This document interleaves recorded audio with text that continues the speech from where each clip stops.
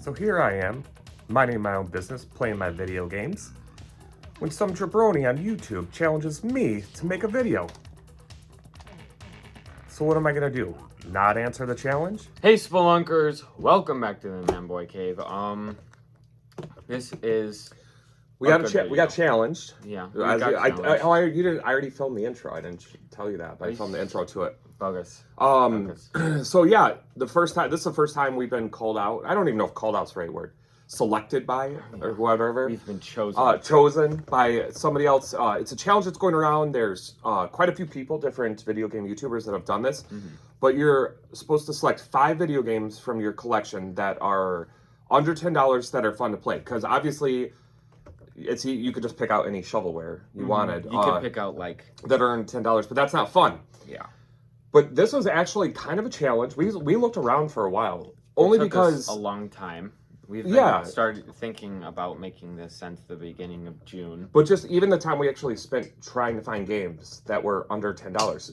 We have a lot of video games, but $10 is a threshold that's getting harder and harder to find for video games. Yeah. So we did find 5 that we're excited to talk about, and we're going to start doing that now. Mm-hmm. Number 1 is Sonic 2 for the original Genesis. Now, this is a complete box copy, so that doesn't count. But the cartridge alone for this is actually cheaper, as of right now, than Sonic 1 or obviously Sonic 3 or anything. And what's crazy to me is how much better Sonic 2 is over Sonic 1. Like just being able to duck and build up charge to like zoom. Mm-hmm. Having Tails there to help. It has co-op. I love the whole Sonic series. They were awesome platformers. They're super colorful, good music, and it's all about going fast. You played it. I made him play these games so that we could do this for real. Not great, but I had a lot of fun. I mean, that was probably... It's not a platformer you're used to playing. No, not at all. It's not... I like playing platforms. They're my favorite kind of games, but that one's like totally new for me. Yeah. But it's good. It was really good. And I think I liked it a lot. I think it's a testament to how good the Sonic games are, or at least the old ones, is that they really do hold up. They're still fun to play. Mm. So yeah, that would be our first one is Sonic 2. I know a lot of people have don't want to go back and play old retro games or whatever, but it's totally, there's so many fun games still to play. And that one, I was surprised that the cartridge alone came in close to $10, but it's still under $10. I recommend checking it out, and if you don't have a Genesis or plan on getting one, even if you want good games to go back and emulate, Sonic games are definitely worth it. Yeah, for sure. I agree. Yeah. All right, so your first game up. I am so happy because he came up with 3 of the games on this list. I came up with 2 of them. This is the first one I came up with, and we'll get to my second one last. It is Skylanders Trap Team. As a kid, I would play these all day. I think this is going for... Did you look it up?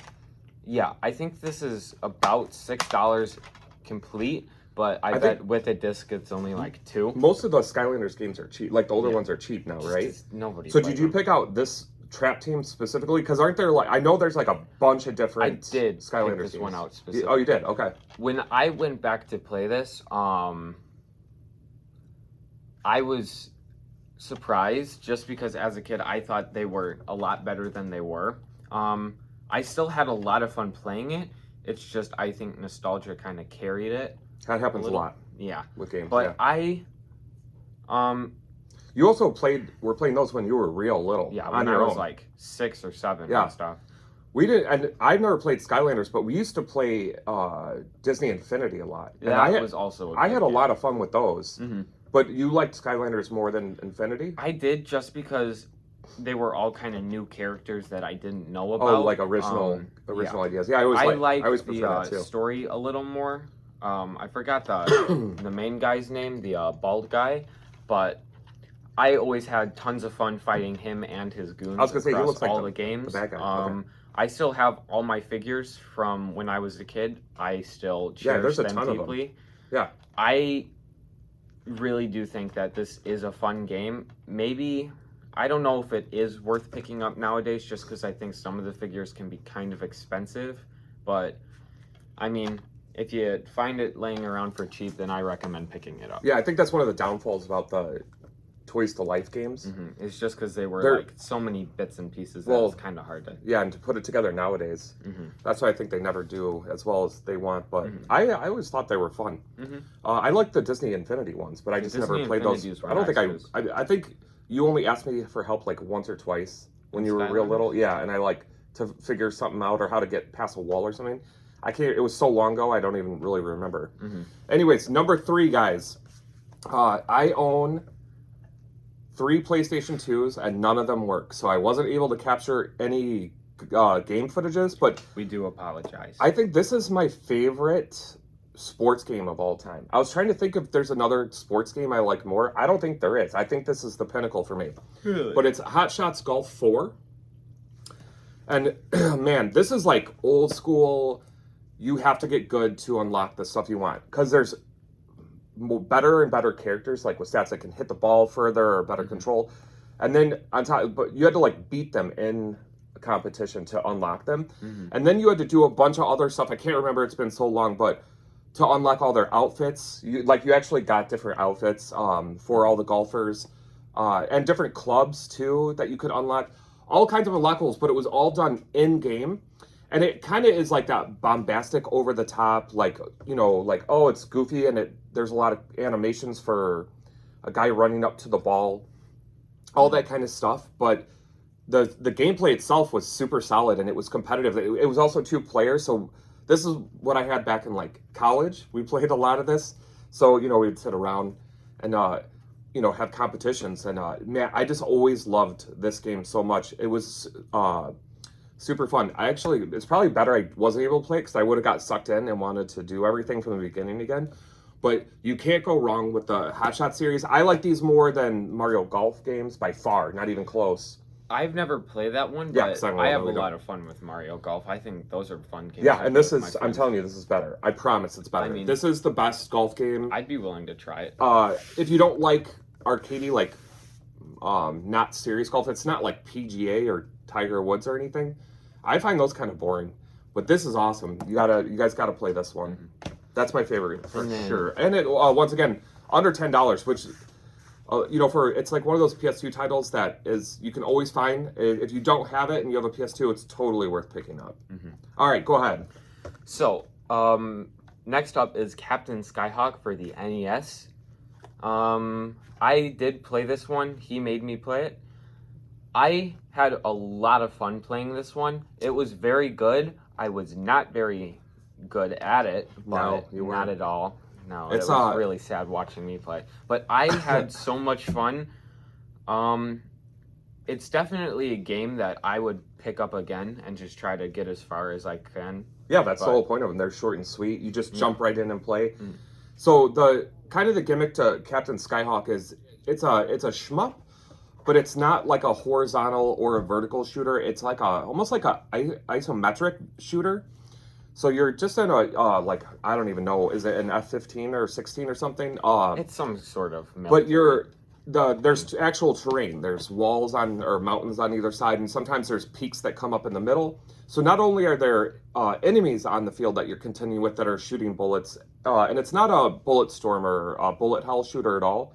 Like the enemies are sparsed out, and I feel like that's a stupid way to say it, sparsed out. Patterns and stuff. Like you have to like shoot, dodge, and then try to take them out. You don't even have to shoot. You just have to dodge. If you're going for a score and you want to take stuff out of the field, but it's more about you're just trying to progress through the level. So you're trying to dodge the enemies and their bullets, but at the same time you have to pay attention to the terrain. You can't just fly straight. Sometimes it leads you to, you have to go to the left or down up to the right or back to the middle. So you have to pay attention to where things are on top of the enemies, which is much more manageable because the enemies are not like going like crazy where there's like bullets and stuff everywhere. No, not at all. I much prefer this style to like those kind of like craziness things that were going on. I like it when it's short and simple. And and then also I should say anyone that's not familiar with like an old Nintendo game, this handles super smoothly. You really feel like the ship sliding back and forth, and you have a lot of control over the movement. Like, nothing seems unfair. Like, if you die, it's because you did something wrong, not because the controls didn't work or you, like, it was, like, slow or something. It's very smooth, very fast for a Nintendo game, and it's just super cheap. I think this one's still, actually, I know, because my buddy just picked this up for me, which was perfect, because as soon as he got it, I'm like, yeah, that's going in the video, because I haven't played this since I was a kid, until we got it, but it was only $5, so for a $5 NES game, you're going to get a lot of value out of Captain Skyhawk, for sure. That's how I feel about that. Okay, then we got one more. I came up with this one, and I was so happy. This is actually the one I told him about, that we got challenged to do this.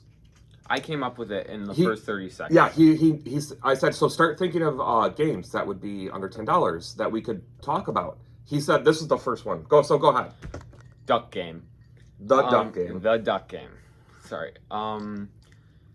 This is a shooter, kind of like I don't know. Is it a platformer, would you say? I don't think it's any of those. It's just it's only multiplayer. There's platforms that you have to jump on. It's kind of 2D. It's a 2D shooter. Well, hold on. We're going too fast. Yeah, First of all, sorry. The reason we're not showing you a game is because I don't physically own it. So I don't know if that's cheating or not.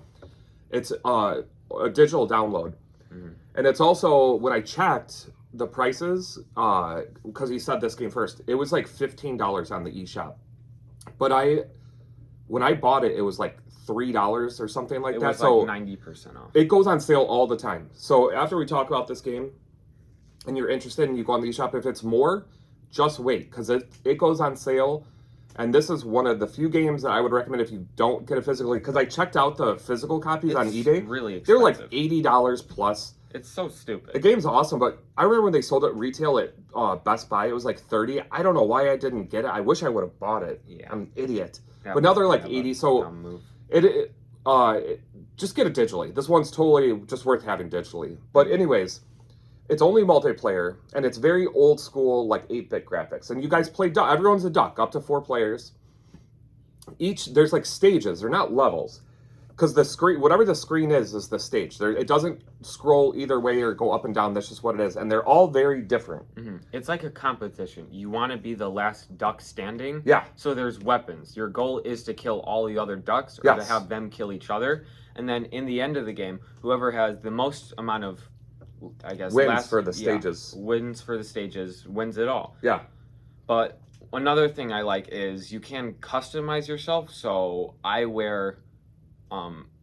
you can get different hats. Yeah, different hats. Which you unlock by just playing the game. We sold a ton of stuff. Getting a certain amount of kills. Maybe we're not doing something right too, because there's still a lot on ours that's not unlocked, and we played a ton. We have. So I don't know. True. We'll figure it out. But yeah, they're goofy little hats. Once again, you don't have to spend extra money. It's just stuff you unlock in the game, which I think is always a bonus. But it's just a super fun, like, party game. And anyone can pick it up quickly. There's mostly only 2 buttons, a jump, and then I guess 3, because you can shoot. But if you pick other stuff up, like a armor plate or a helmet, you can equip it. So it gives some weapons won't kill you right away. There's also a huge variety of weapons, just some very inventive ones, like everything from like a chainsaw or a sword to like shotguns to like there's a pixel gun musket. That moves at like, I don't know, a snail's pace. Yeah, a frame a second. But even if it like touches you for a second, you're like dead. If you get pinned in a corner and the bull's coming and you have nowhere to jump or anything, like you can't do anything. You're done. You just get hit. It's so frustrating, but it's so funny at the same time. There's also, I think one of the most important things about the game is there's a button that's, I think the A button on the Switch controller that's dedicated to quacking. It's the only button. Anytime you kill anybody, you just got to start mashing the crack button. So you just start quacking out. It's just, it's a super fun game. It's a simple idea, and the graphics are very basic, but it is addicting when you have a couple friends over, or like a family. If you have enough people to play, because with the more people you have, the better. It's just a super, super fun game. I love it. I have a lot of fun playing it too. So yeah, that's it. First, huge thanks to Aggie. Go check out his channel for challenge us to do this. I know it was a while ago, but this is about as fast as we put out videos. We've been a little busy recently. Yeah, it's just life. But yeah, thank you so much, Aggie, for doing that. Thank you. Please, guys, check out his channel. He does a lot of awesome video game content too, so totally worth checking out his channel. And then also, thank you guys, everyone, for watching this. If you have any questions about these games or any comments, I'd love to hear it. I think these are all winners for sure, and it's nice to know that there are still good, cheap games to play. Because I did go back and watch a few other YouTubers that did this challenge, and it was really cool. The big variety of games and gaming's getting kind of crazy with pricing, like retro stuff. But some of them, the really good games, are still very reasonable. Yeah, I think so too. I think it's You don't even shop for this stuff. You just I just get it, and you're just like, yeah, great. No, sometimes I get my own stuff. Oh, okay. Yeah. Anyways, guys, I think that will do it for us. Thanks so much for checking out the channel. Have a great day or night. Thank you for watching. We really appreciate it. So we'll see you later. Bye, guys. Bye.